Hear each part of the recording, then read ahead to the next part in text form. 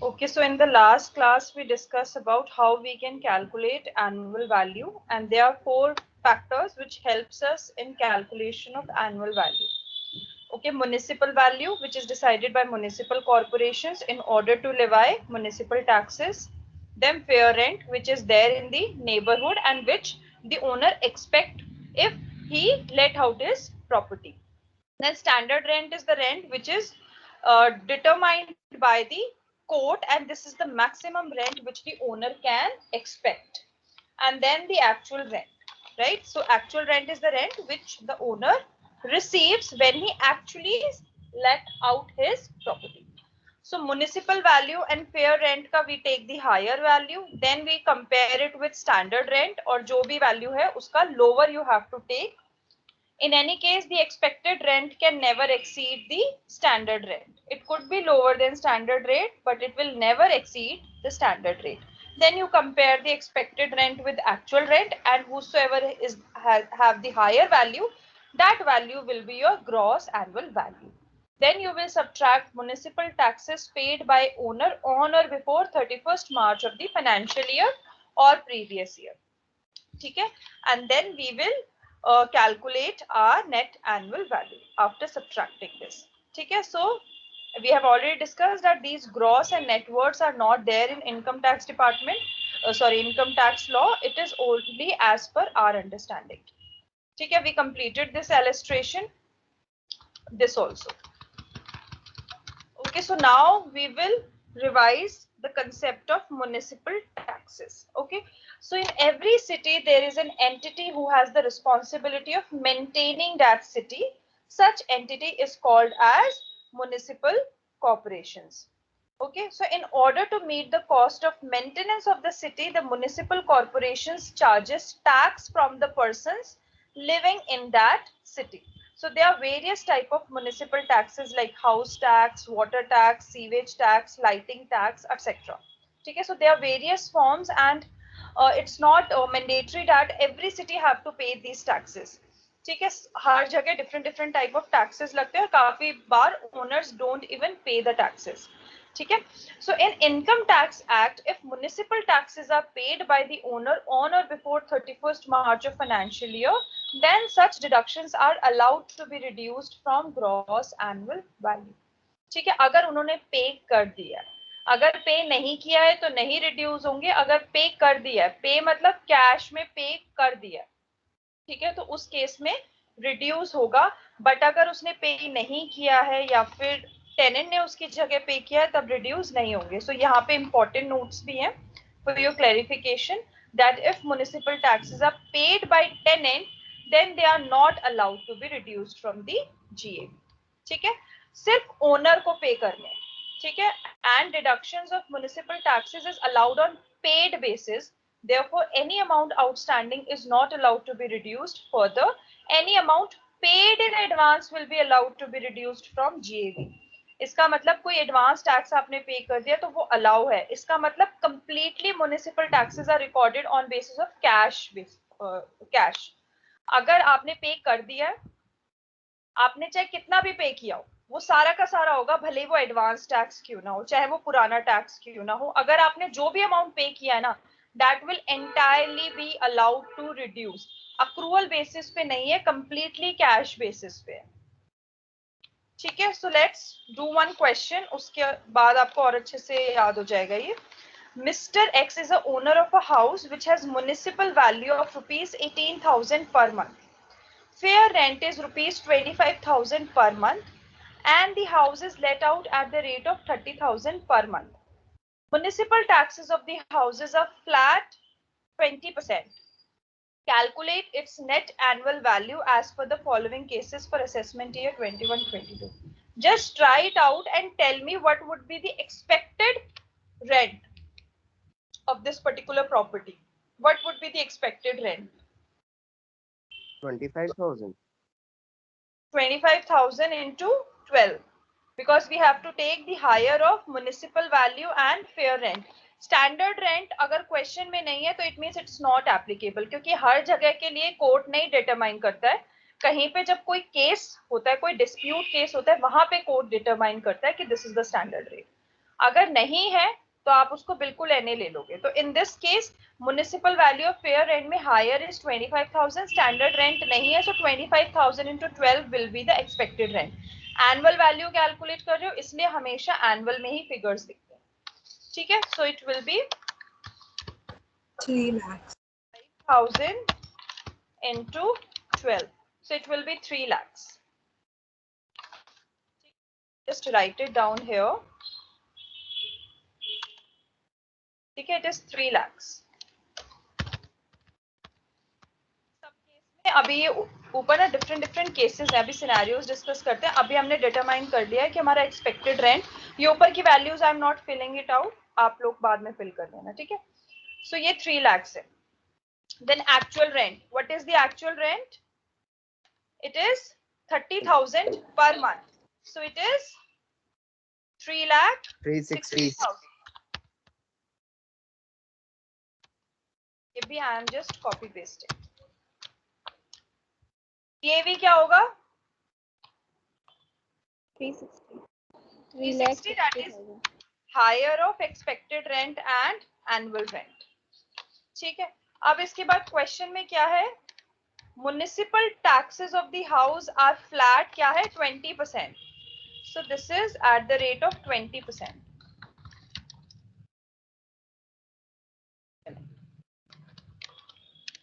ठीक है। इतना हमने कैलकुलेट कर दिया। अब हम सिनेरियोस देखेंगे और फिर देखेंगे कि वैल्यूज कैसे आएंगी, ठीक है। एक बारी म्युनिसिपल वैल्यू भी डाल लेते हैं। म्युनिसिपल वैल्यू है 18,000 पर मंथ, तो कितना आएगा 18,000 per month? 2,16,000,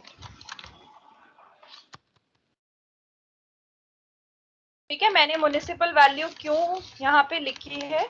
reason being municipal taxes at the rate of 20% है, तो ये 20% किस पे लगेगा? म्युनिसिपल वैल्यू पे। म्युनिसिपल वैल्यू क्यों आती है? इसीलिए आती है ना क्योंकि म्युनिसिपल कॉर्पोरेशन एक वैल्यू देते हैं जिसपे वो टैक्स लगा सके। तो यहाँ पे हमारी municipal value is 2,16,000, that is 18,000 into 12, और हमारा म्युनिसिपल टैक्सेस है एट द रेट ऑफ 20%, सो ये इस वैल्यू पे लगेगा, ठीक है।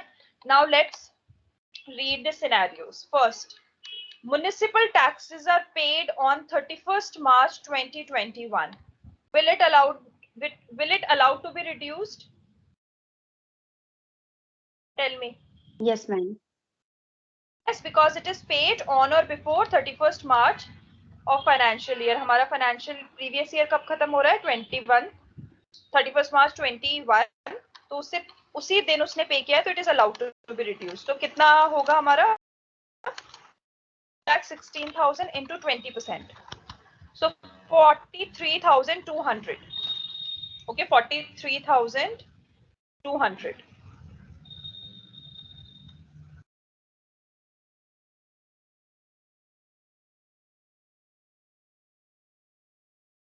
ठीक है। इसके बाद है next, municipal taxes are paid on 2 April 2021. Will it allow to be reduced? No, ma'am. No, ma'am. No, because it is paid after 31st March 2021, so not allowed to be reduced. Half of municipal taxes are paid on 31st March 2021 and half on 2 April 2021. How much will it will allow to be reduced? Ma'am, only 50%. 21600. Only 50% of the amount. Yes, so it is 21600. Yes, only half amount will be allowed to be reduced. बाकी जो half होगा वो next वाले में फिर reduce हो जाएगा, अभी नहीं होगा, इस वाले में नहीं होगा, ठीक है। Next is municipal taxes are paid by tenant on 31st March 2021. No, No, ma'am. ma'am. No, ma'am. Because it is right, because it is paid by the tenant. Tenant. Next, yes, municipal taxes are paid for current year and also advance for next year, that is 21-22 on 31st March 2021. कितना होगा? Yes, Ma'am, ma'am. ma'am, all क्योंकि पूरा cash का Ma'am, मतलब both the होता है। amounts. Both the amounts, so what would be the total?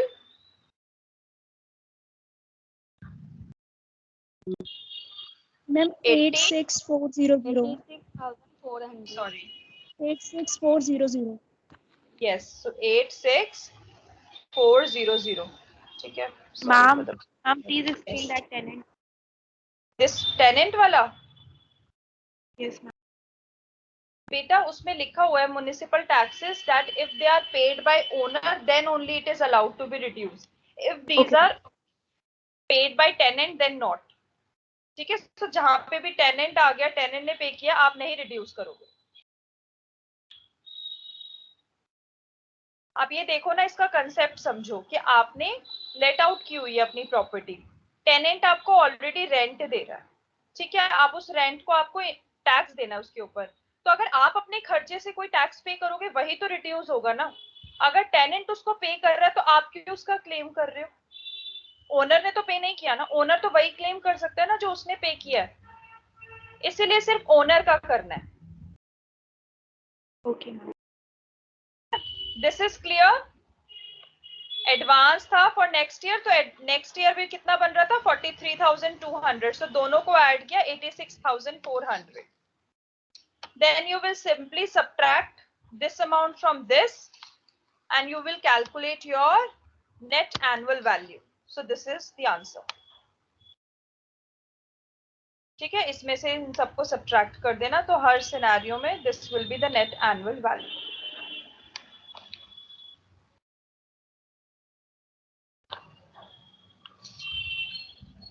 Clear? Yes, ma'am. Yes, ma'am. Now we will determine the NAV in various situations. So there are various situations, and as per the situations, we will decide at how we can determine the annual value. So first case, house property is fully let out for the full year. So it was let out for the full year. एक house property है owner की और पूरे साल it was on rent. ठीक है, let out थी.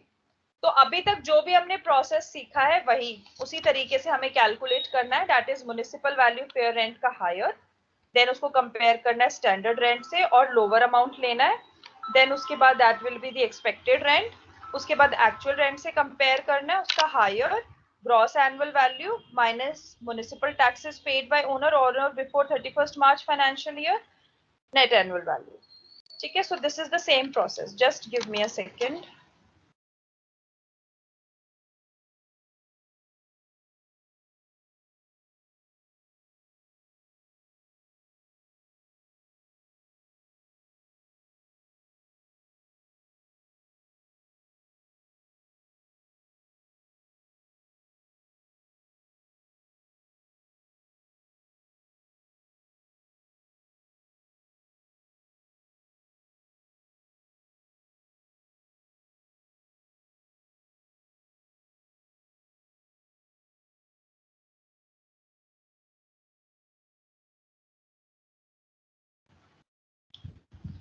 Okay, then next is second condition.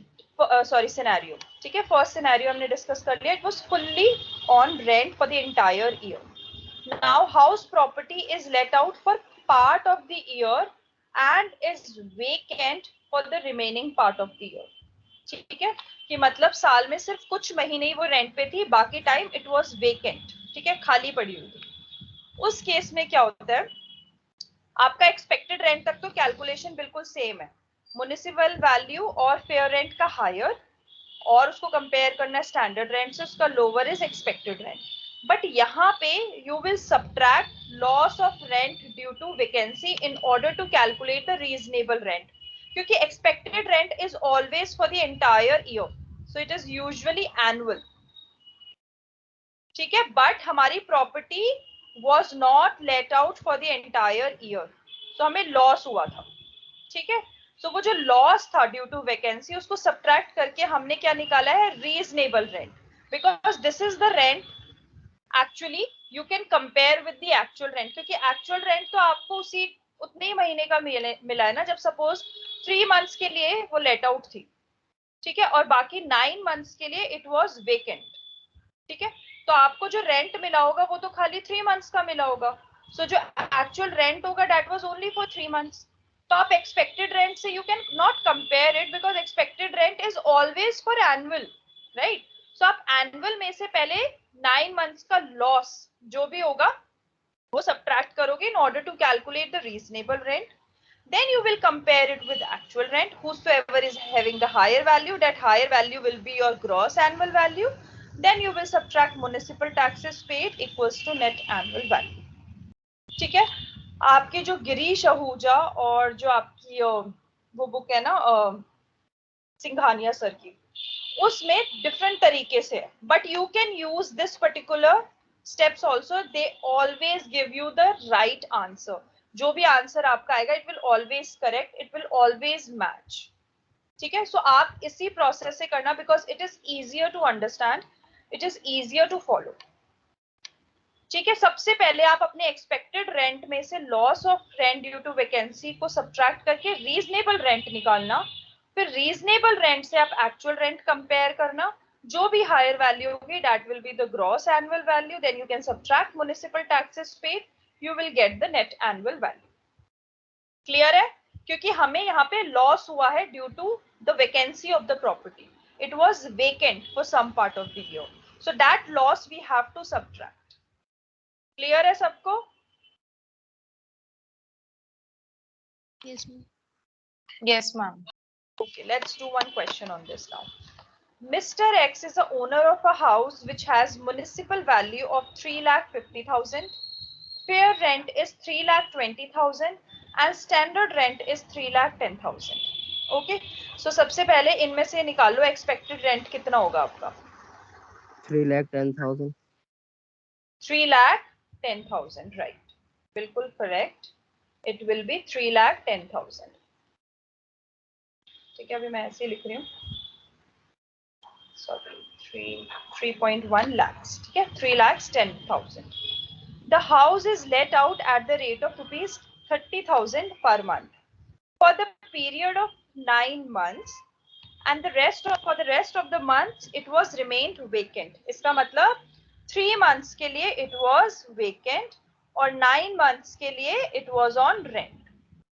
Municipal taxes were rupees 30,000, out of which 25,000 were paid on 1st January 2021.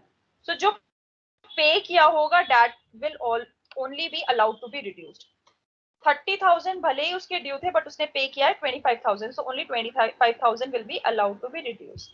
Calculate its net annual value for the assessment year 21-22. अब expected rent है हमारा 3,10,000. इसमें से हम क्या subtract करेंगे? Loss. सबसे पहले लॉस ड्यू टू वैकेंसी. अब लॉस ड्यू टू वैकेंसी कितना है हमारा? 90,000. 90,000. 30,000 into 3, 90,000. तो कितना बना हमारा? 3,10,000 में से 90,000 गया. Ma'am, It is 2,20,000. 20,000. 2,20,000. 2,20,000. So this is our reasonable rent. Okay, this is our reasonable rent. Now tell me how much is the actual rent received or receivable? It is 2,70,000. 30,000 into 9. It is 2,70,000. 70,000. 70,000. Now you will take higher. So higher is 2,70,000. So this 2,70,000 is your GAV. That is gross annual value minus 25,000.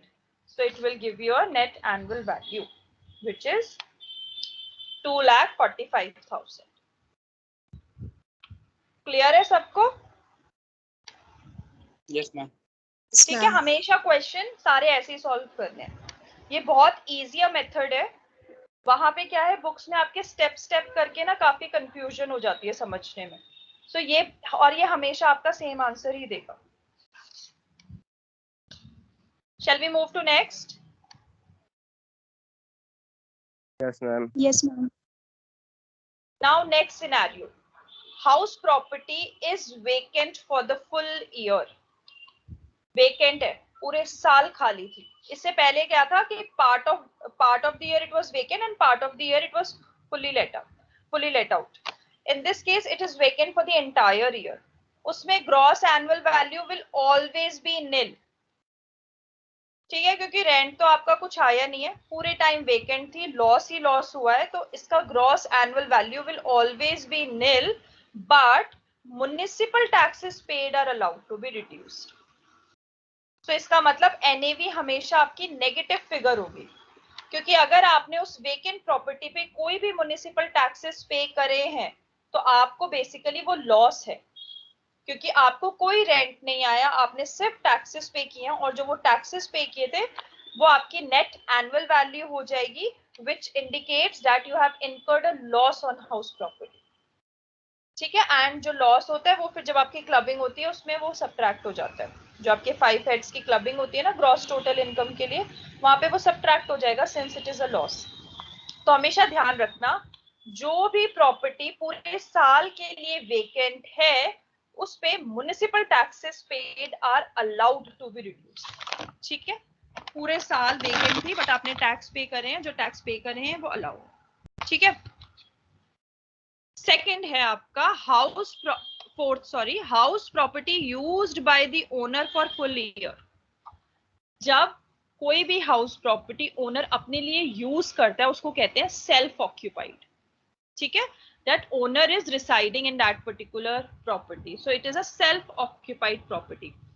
Self occupied property में gross annual value तो definitely निल रहेगा, because आपने let out तो करी नहीं, आपने खुद use करी है, राइट।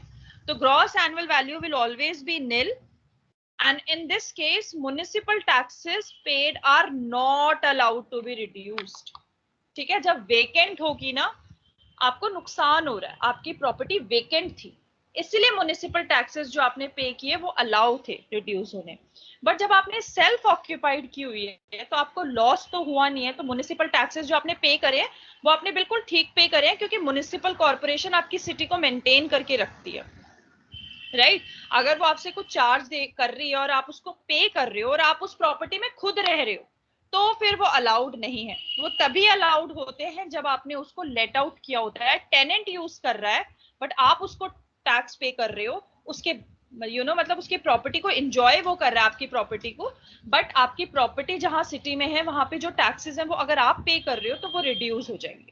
अगर वेकेंट है, आपकी प्रॉपर्टी चढ़ ही नहीं पाई है पूरे प्रीवियस ईयर में, बट आपको टैक्सेस पे करने पड़े हैं तो भी वो रिड्यूस है। बट अगर आप खुद रहते हो उस प्रॉपर्टी में, ठीक है, आप उस प्रॉपर्टी को खुद एंजॉय कर रहे हो, तो उसके बाद municipal taxes paid are not allowed to be reduced. हमेशा याद रखना कि सेल्फ ऑक्यूपाइड के केस में आपके municipal taxes are not allowed. So इसका मतलब net annual value will be nil, it will not be negative. जैसे वेकेंसी के केस में क्या था, इट वाज नेगेटिव, यहां पे it will be nil. Clear? Should we move to next scenario? Yes, ma'am. Now comes next scenario. House property is unutilized by the owner for full year. It is not a case of vacancy. Why it is not a case of vacancy? Because the owner who have the building, due to some due to some circumstances, he was not able to utilize that property in a मतलब वो उसको use ही नहीं कर पाया। वो self occupancy का भी case नहीं बन रहा, बिकॉज वो उसको मतलब वो उसमें रह ही नहीं पाया ड्यू टू एनी कंडीशन। अभी कंडीशंस भी बता देंगे। अभी सोचो कि किसी भी रीजन की वजह से ना तो वो उस प्रॉपर्टी को रेंट पे दे पाया है, ना वो प्रॉपर्टी को खुद सेल्फ ऑक्यूपाइड कर पाया है। इसका मतलब वो प्रॉपर्टी अनयूटिलाइज्ड रही है पूरे साल।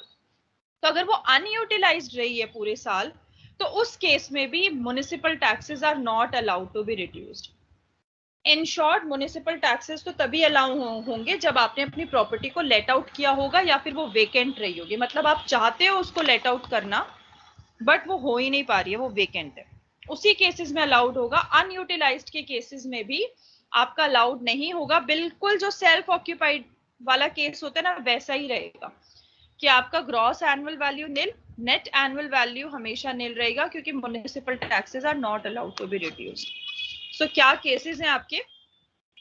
unutilized means that the property is in possession of the owner but he is unable to use.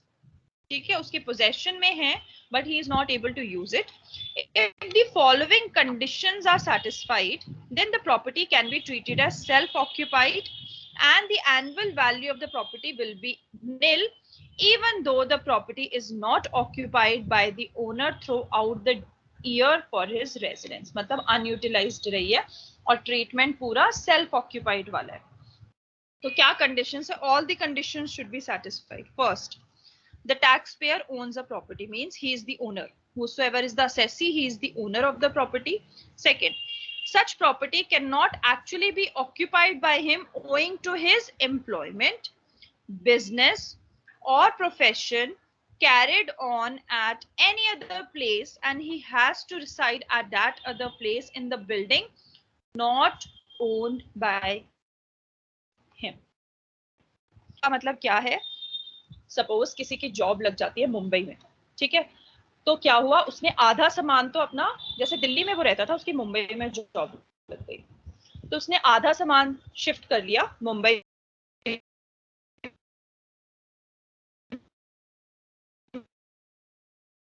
और वहां चल गया. तो जो उसका दिल्ली का घर था उसमें उसका आधा सामान पड़ा हुआ था and suppose he was not even married और उसकी मतलब नहीं है, उसकी मतलब फैमिली है, वो रहती है नहीं रहती है डजंट मैटर, ओनर नहीं रहता वहां पे. तो क्या उसके accordingly that particular property was not utilized by him for the entire year. उसका सामान पड़ा हुआ था, उसकी फैमिली भी रहती होगी बट वो नहीं था पूरे साल. वो कहाँ पे था? मुंबई में, और वहां पे वो रेंट पे था. ठीक है, तो उस केस में हम ये बोलेंगे कि उसकी प्रॉपर्टी अनयूटिलाइज्ड रही है, क्योंकि वैकेंसी का तो केस ही नहीं है, खाली नहीं थी, उसका सामान था, उसकी फैमिली थी यहाँ पे दिल्ली में भी, ठीक है, बट वो यूटिलाइज नहीं कर पाया. या सपोज कोई अपने बिजनेस के लिए जाता है, बिजनेस के लिए सपोज वो कलकत्ता चला गया और वहां पे उसने अपना बिजनेस खोला और वहां पे वो रेंट पे रहता था, मतलब जिस भी जगह वहां जा रहा है वहां पे वो जिस जगह पे रह रहा है वो उसकी ओन्ड जगह नहीं है, वो रेंट पे जा रहा है. ठीक है, रेंट पे जा रहा है, जैसे भी जा रहा है, मतलब किसी फैमिली के पास जा रहा है, जैसे भी है, वहां पे वो कोई उसकी जगह नहीं है. तो इसका मतलब दिल्ली का जो उसका घर है दैट इज अनयूटिलाइज्ड. ठीक है, या आपने किसी प्रोफेशन के लिए जा रहा है, कोई भी रीजन है बट पूरे पिछले साल प्रीवियस ईयर में उसका अनयूटिलाइज्ड रही है उसकी प्रॉपर्टी. ठीक है, then the property mentioned in a above or part thereof is not actually let out at any time during the year. जो उसकी प्रॉपर्टी थी अनयूटिलाइज्ड वो उसने लेट आउट नहीं करी है. ठीक है, क्योंकि अगर लेट आउट कर देता ना तो हमारा सिनेरियो वो वाला हो जाता है कि it was let out for part of the year and self occupied for part of the year. So वो सिनेरियो भी नहीं है, मतलब उसने पूरे साल उसको लेट आउट भी नहीं किया है. ठीक है, और no other benefit is derived from such property. कोई भी टाइप के बेनिफिट्स वहां से डिराइव नहीं हो रहे हैं उसको. तो अगर ये सारी कंडीशन सेटिस्फाइड हैं तो हम बोलेंगे कि this particular house property is unutilized by the owner for full year, and in that case we will assume the calculations as we have done for the self-occupied property. It means GAV will be nil, then municipal taxes are not allowed to be reduced and NAV will also be nil. ठीक है, clear है? आपको जब questions आएंगे ना तो questions में या तो ये अनयूटिलाइज्ड वर्ड लिखा होगा या फिर ये कंडीशंस लिखी होंगी, जिससे आपको पता चल जाएगा कि ये कौन से केस में आ रहा है. या तो वो वर्ड लिखेंगे स्पेसिफिकली अनयूटिलाइज्ड, या फिर क्वेश्चन में ही ना ये चारों कंडीशंस ये लिख देंगे, जिससे आपको एकदम से दिमाग लगाना पड़ेगा कि इसमें अनयूटिलाइज्ड वाला कंसेप्ट चलेगा. ठीक है, let's do this question then you will understand it better. Mister X is a owner of house in Delhi and working with an Indian company in Delhi. ठीक है, उसका घर दिल्ली में और इंडियन कंपनी के साथ काम कर रहा है, वो भी दिल्ली में. Due to some project, he had to shift to Mumbai for 2 years. 2 years के लिए he had to shift. He took some of the furniture and other appliances along with himself to Mumbai, and the remaining were kept in his house in Delhi. Empty paid are rupees 25,000. ठीक है, सो इसका मतलब कहीं पे भी rent की बात नहीं लिखी है, कोई भी बेनिफिट नहीं लिखा है, तो हम ये अज्यूम करेंगे इन क्वेश्चंस में ना हमेशा लिखना. ठीक है, स्टार्टिंग में अजम्पशन लिखना है. We are assuming that all the 4 conditions related to unutilized rent are being satisfied. ठीक है, उससे आपके मार्क्स पूरे मार्क्स के चांसेस हो जाते हैं, क्योंकि जहां पे भी कोई भी क्वेश्चन इनकम्प्लीट है ना, तो उसको कंप्लीट करने के लिए हमेशा अजम्पशन ले लिया करो। तो हमने अज्यूम कर लिया कि सारी कंडीशन सेटिस्फाइड है, तो उस केस में क्या है, क्या आंसर होगा, जीएवी विल बी नील। ठीक है, जीएवी आपका हमेशा नील होगा।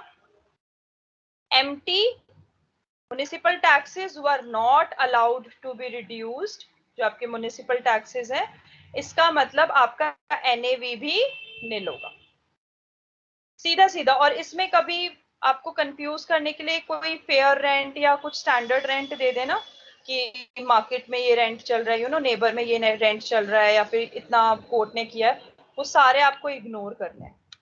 आपको सीधा सीधा इसकी कैलकुलेशन बस ऐसे दिखानी है कि जीएवी नील होगा, MT will not be allowed to be reduced और एनएवी नील होगा। ठीक है, now the Delhi house will be said to be unutilized. ठीक है, हो गया। ठीक है, दिस इज द आंसर।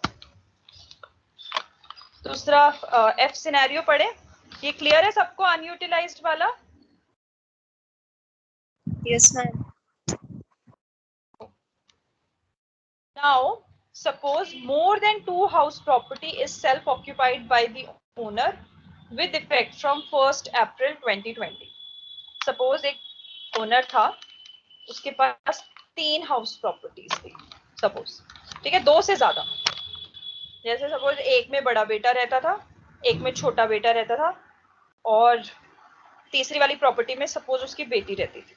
ठीक है, 3 हाउस थे उसके, तीनों वही वो तीनों का ओनर था। ठीक है, कभी बड़े बेटे के पास साथ रहता था, कभी छोटे बेटे के साथ, कभी बेटी के साथ, ऐसे ऐसे शिफ्ट करता रहता था, ही इज द ओनर। ठीक है, और तीन प्रॉपर्टीज है। तो इस सिचुएशन में इनकम टैक्स डिपार्टमेंट ने क्या बोला है, that the owner is given an option, ठीक है, an option to choose any 2 property as self occupied and remaining all the houses owned by him as to be let out. भले ही self occupied है, but government कहती है अगर 2 से ज्यादा है तो सिर्फ 2 तक आप सेल्फ ऑक्यूपाइड कर सकते हो, उसके बाद आपको दिखाना पड़ेगा कि ये लेट आउट है, deem to be let out. भले ही आपने नहीं कर रखी है let out, but it will be deem to be let out. ठीक है, कोई भी 2 हाउस कर सकता है वो अपनी मर्जी से, मतलब वो कैलकुलेशन देख लेगा, सारी परमुटेशन कॉम्बिनेशंस लगा के जोन सा उसको सबसे कम टैक्स पे करना पड़ेगा, जिस पे भी उसको वो चूज कर लेगा कॉम्बिनेशन। आपके ये प्रीवियस ईयर 2021 से एप्लीकेबल हुआ है, इससे पहले तक क्या था, सिर्फ एक ऑप्शन दिया था कि सिर्फ किसी एक को सेल्फ ऑक्यूपाइड कर लो। बट फिर बहुत ज्यादा पेटिशंस आने लगी कि काफी बार क्या होता है, जैसे एम्प्लॉयमेंट रीजन की वजह से या किसी भी रीजन की वजह से, काफी बार क्या होता है, लोगों का रूरल एरिया में भी घर होता है, उनके गांव में भी, और फिर वो अर्बन एरियाज में भी आके अपना घर बना देते हैं। ठीक है, तो उन्होंने बोला है कि आप एटलीस्ट 2 तक का अलाउ करो, क्योंकि काफी बार एम्प्लॉयमेंट, बिजनेस या प्रोफेशन की वजह से हमें दूसरे एरिया में भी घर खरीदना पड़ जाता है। ठीक है, तो फिर गवर्नमेंट ने बोला कि ठीक है 2 तक अलाउड है, क्योंकि सेल्फ ऑक्यूपाइड में कोई टैक्स नहीं बनता ना आपका। अगर आप उसी को अज्यूम टू भी रेंट आउट कर लोगे तो आपको टैक्स पे करना पड़ेगा, क्योंकि इनकम बन जाएगी। तो ये प्रीवियस ईयर 2021 से ही हुआ है कि अब जो भी ओनर है वो 2 प्रॉपर्टी तक सेल्फ ऑक्यूपाइड अज्यूम कर सकता है, और उसके बाद जितनी भी उसकी एक्स्ट्रा प्रॉपर्टीज है वो सारी assume to be let out. ठीक है, सो एक क्वेश्चन करते हैं, आपको समझ में आ जाएगा। So self-occupied में we know that empty are not allowed to be reduced, so NAV will always be nil, and deemed to be let out में expected rent जो भी आपका होगा, actual rent तो है ही नहीं, क्योंकि इस केस में ना उसने चाहे उसके पास 3 हो, 4 हो, 5 हो, 6 हो, कितनी भी हो, उसने लेट आउट नहीं करी है, all of them are self occupied. ठीक है, सो एक्चुअल रेंट रिसीव्ड और रिसीवेबल का तो कंसेप्ट ही नहीं है। आपका जो भी एक्सपेक्टेड रेंट होगा वो आपका जीएवी होगा। एम्प्टी पेड आर अलाउड, क्योंकि अगर रेंट लग रहा है तो भाई जो टैक्स पे कर रहे हो वो भी अलाउड होगा रिड्यूस होना। और फिर नेट एनुअल वैल्यू। क्लियर है? देखो ना, केस तभी बनेगा ये वाला जब वो एक्चुअल में उसने अपनी प्रॉपर्टी को रेंट आउट नहीं कर रखा है, it is deemed to be let out properties. ठीक है, so let's do one question. Mr. X is the owner of 4 houses and all 4 are self-occupied by him. Calculate its NAV as per the details provided by him for all the 4 houses. ठीक है, so municipal value value भी है, fair rent भी है, standard rent भी है और municipal taxes paid भी है। ठीक है, और ये सारी इंफॉर्मेशन हमें गिवन है। Now question is, let's assume H1 and H2 has to be self-occupied and H3 and H4 as deemed to be let out. This is assumption 1 कि हम 1 और 2 को करें self-occupied, 3 और 4 को हम करें deemed to be let out. So municipal value और fair rent और standard rent ये मैंने exactly copy paste करा है जो question में given है, same जैसे question में given है। तो हमारा first case में expected rent कितना बनेगा हमारा NA by NA because it is a self-occupied. Self-occupied में GAV is always nil. Empty tax or municipal taxes paid are not allowed to be reduced and NAV will be nil. So जहां पे भी SO होगा वहां पे तो सीधा सीधा आपको ये लिखना है, ऊपर किसी का मैक्सिमम और किसी का लोअर हायर कुछ नहीं देखना है, सीधा GAV will be nil and NAV will be nil. अब ये आया deemed to let out. जो डीम टू लेट आउट है उसमें कैलकुलेशंस होंगी। So municipal value and fair rent का हायर इज 5 लाख और 5 लाख और 4,90,000 में lower is 4,90,000। So expected rent is 4,90,000 और वही आपका जीएवी है। जीएवी में से माइनस कर लोगे आप म्युनिसिपल टैक्सेस पेड, कितने थे हाउस 3 के 75,000। So 75,000 are allowed to be reduced. So this is NAV for house 3। Similarly, you will calculate for house 4. इन दोनों का maximum is 5 lakh और 5 lakh और 5 lakh 10 का lower is 5 lakh. तो 5 lakh में से municipal taxes reduce हुए 80,000. So this is your deemed to be let out. This is your NAV for H4. दोनों को add करोगे इसका total NAV आ गया 8,35,000. ठीक है, ये हमारी first assumption थी। हमारी नेक्स्ट अजम्पशन है कि H2 और H3 को अब तुमने सेल्फ ऑक्यूपाइड किया है, तो यहाँ पे तो सीधा सीधा NAV निल हो गया। बाकियों का फिर से कैलकुलेट करोगे। सो इस केस में higher is 3 lakh, standard rent is not applicable, so it will be 3 lakh only minus municipal taxes. So net annual value is 2,40,000। यहाँ पे सेम वही पुराने वाले ही कॉपी पेस्ट कर लोगे क्योंकि ये deem to be let out था, तो 4,20,000। So 2,40,000 plus 4,20,000 is 6,60,000. Next assumption, house 3 and house 4 are self-occupied now. So ये दोनों निल हो गए, इनका फिर से आप कैलकुलेट करोगे 2,40,000, 2,35,000, so 4,75,000. Assumption 4. Now H1 and H4, ठीक है, सारी कॉम्बिनेशंस लगाओगे आप। H1 and H4 are self-occupied और ये दोनों deemed to be let out. So ये दोनों निल हो गए और आपने फिर से कैलकुलेट किया तो इन दोनों का सम हो गया 6,50,000. Assumption 5th. Now house 1 and house 3 is self-occupied. So nil nil और आपने house 2 और house 4 ये आपने पहले ही निकाले हुए होंगे. So it is, when you add them, it will be 6,55,000. Assumption that house 2 and house 4 are self-occupied. ठीक है, सो दोनों का निल, बाकी का आ गया आपका 2,40,000, 4,15,000, सो 6,55,000. सो सारे कॉम्बिनेशंस को आपने लिखा और you have seen that 4,75,000 is the minimum one. So for any, for any owner, he will look out for that combination which will allow him to pay the less taxes. So जिसमें income सबसे कम होगी उसी में सबसे ज्यादा कम tax पे करना पड़ेगा. So he will choose that particular combination where house 3 and house 4 are self-occupied and others are deemed to be let out. Clear? जिस भी क्वेश्चन में 2 से ज्यादा सेल्फ ऑक्यूपाइड है उस केस में आपको हमेशा ऐसी क्वेश्चन करना है, सारे कॉम्बिनेशंस लगाने हैं और जिस भी कॉम्बिनेशन में सबसे कम इनकम आ रही है हाउस प्रॉपर्टी की वो कॉम्बिनेशन आपको चूज करना है.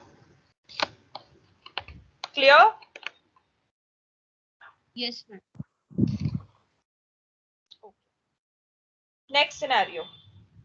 House property is let out for part of the year and is self-occupied for remaining part of the year. अब ध्यान से क्वेश्चन समझो, ये लेट आउट और वैकेंसी की बात नहीं कर रहा है जिसमें हमने loss due to vacancy subtract किया था. ये कर रहा है लेट आउट है और बाकी क्या है, सेल्फ ऑक्यूपाइड. सो अगर ऐसा कोई केस है तो हम क्या अज्यूम करेंगे, that we will assume that this particular property is let out for the entire year, but the actual rent will be only for that part of the year in which the property is actually let out. इसमें हम expected rent को reasonable rent नहीं बनाएंगे, क्योंकि owner को कोई loss नहीं हुआ है. ओनर ने बाकी बचा हुआ टाइम खुद उस प्रॉपर्टी में रहकर बिताया है, तो वो सेल्फ ऑक्यूपाइड थी. तो इस केस में कोई भी लॉस सब्ट्रैक्ट नहीं होगा. This is not the case of vacancy. बस ये है कि एक हाउस था, part of the year it was let out and part of the year it was self occupied. So इसमें बस क्या इफेक्ट आएगा, जो आपका एक्चुअल रेंट था सिर्फ वो उतने ही मंथ्स का होगा जितने वो एक्चुअल में रेंट था. बाकी सारी calculations will be entirely same and municipal taxes were allowed to be reduce. क्यों? क्योंकि लेट आउट था. जब भी लेट आउट होगा municipal taxes were allowed to be reduced. ठीक है, जब भी क्वेश्चंस आएंगे आपको देखना पड़ेगा कि किस सिचुएशन, किस सिनेरियो में फिट हो रहा है, उसके अकॉर्डिंगली कैलकुलेशंस होंगी. ठीक है, so this is the question.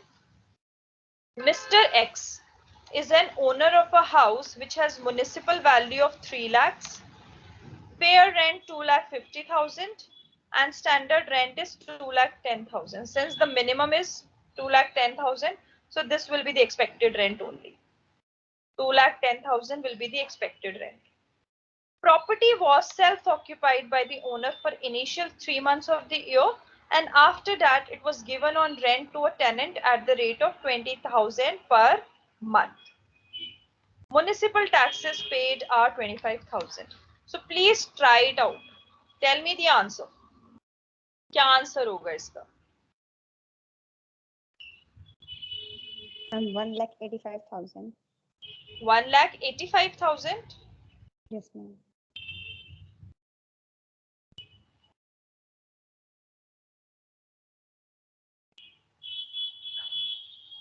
सबका सेम आ रहा है? Yes, ma'am. Yes, so it will be 1,85,000. क्योंकि actual rent is only for 9 months, which is 1,80,000 और इसका higher is 2,10,000. ठीक है, यहाँ पे हमने कोई कैलकुलेशन नहीं करी, वो सिर्फ लॉस ड्यू टू वैकेंसी में हम एक्सपेक्टेड रेंट से रीजनेबल रेंट पर आते हैं. ठीक है, बट ये वो केस नहीं है. चलो next scenario. Ma'am, can you show the question once again? Yes बेटा.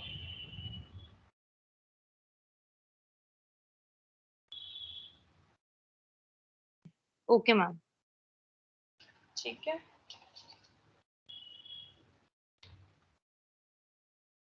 so scenario H. Part of the house property is let out for the year and part is self-occupied for the full year. अब question देखो बहुत ध्यान से, किसके part की बात हो रही है? हाउस प्रॉपर्टी की. ईयर की बात नहीं हो रही है. हम अभी तक क्या कर रहे थे कि during the previous year part of the year it was let out and part of the year it was self occupied, right? अब क्या बात हो रही है? हाउस प्रॉपर्टी को डिवाइड कर रहे हैं. अब जैसे काफी बार फ्लोर्स होते हैं ना घर में, तो आपने एक हाउस प्रॉपर्टी का कुछ पार्ट आपने टेनेंट को दे दिया, लेट आउट कर दिया. एक ही घर था आपके पास, ठीक है, उसी घर में से कुछ portion you have given on rent. ठीक है, so under this situation the area let out and the area self occupied will be treated as separate property.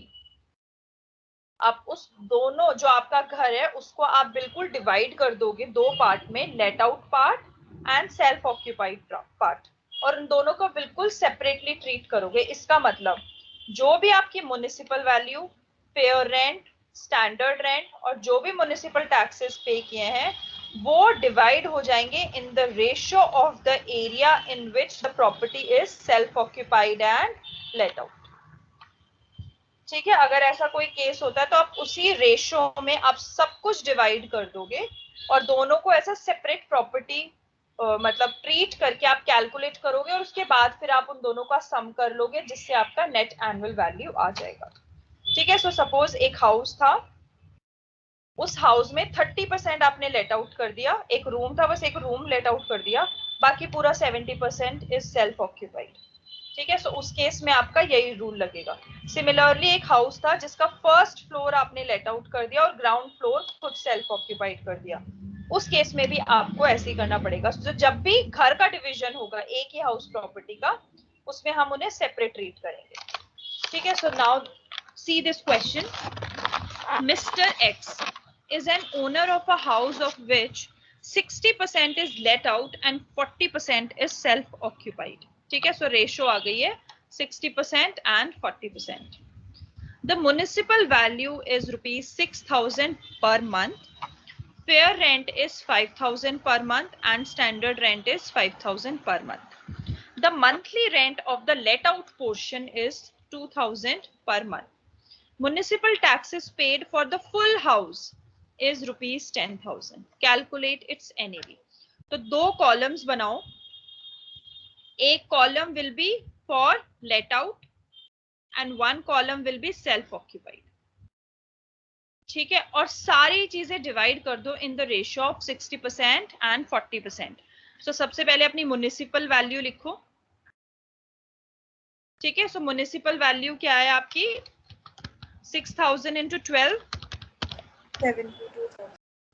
72,000 into 0.6 यानी 43,200 फॉर लेट आउट, राइट? और बाकी बची हुई आपकी सेल्फ ऑक्यूपाइड की 28,800.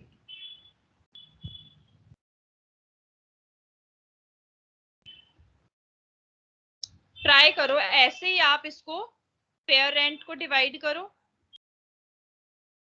Standard rent को डिवाइड करो, फिर आपका एक्सपेक्टेड रेंट. तो ना ज्यादा अपना दिमाग मत चलाना. सेल्फ ऑक्यूपाइड वाले में ना आप डायरेक्टली ये चीजें अवॉइड करके ना, बिना इनको अवॉइड, इन सबको छोड़ के डायरेक्ट जीएवी लिख देना, म्युनिसिपल टैक्सेस लिख देना, नहीं होंगे रिड्यूस और आपका एनएवी नील आ जाएगा. बाकी जो आपका लेट आउट है ना, सिर्फ उसकी कैलकुलेशन करना ऑन द बेसिस ऑफ 60%. आप लोगों का टाइम सेव होगा पेपर में, क्योंकि आपको पता है सेल्फ ऑक्यूपाइड की कितनी भी कैलकुलेशन कर लो ना, तो एमटी अलाउड है रिड्यूस होना और आपका एनएवी नील ही आना है. ठीक है, सो जल्दी करो और मुझे बताओ लेट आउट की क्या वैल्यू है, नेट एनुअल वैल्यू कितनी होगी, एनएवी कितना आएगा for the let out. Self occupied का I know it will be nil only.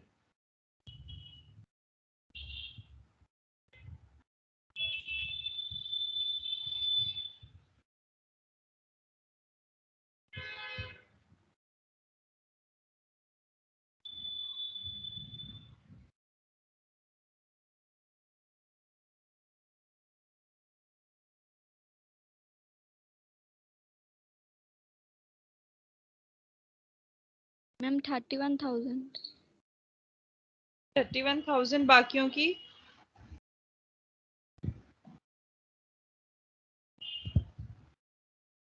Ma'am जो टैक्स पेड है म्युनिसिपल टैक्स पे 10,000, उसमें भी हम लोग 60% कैलकुलेट करेंगे. बिल्कुल बिल्कुल ओके मैम. इसका भी करना है, हर वैल्यू डिवाइड होगी.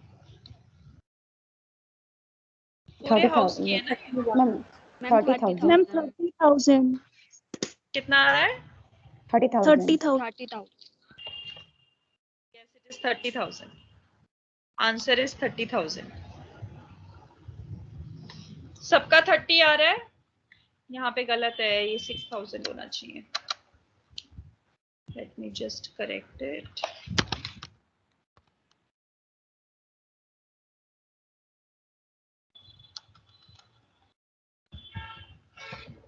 नेक्स्ट पे चले. चलो अब डिडक्शंस आ रही हैं, सो डिडक्शंस अभी हम 5 मिनट्स के ब्रेक के बाद करेंगे. ठीक है, लेट्स टेक 5 मिनट्स ब्रेक या 10 मिनट्स का. वील ज्वाइन एट 11:50, मतलब ज्वाइन ही रखना आप, उसके बाद हम कंटिन्यू करेंगे. Don't leave the meeting.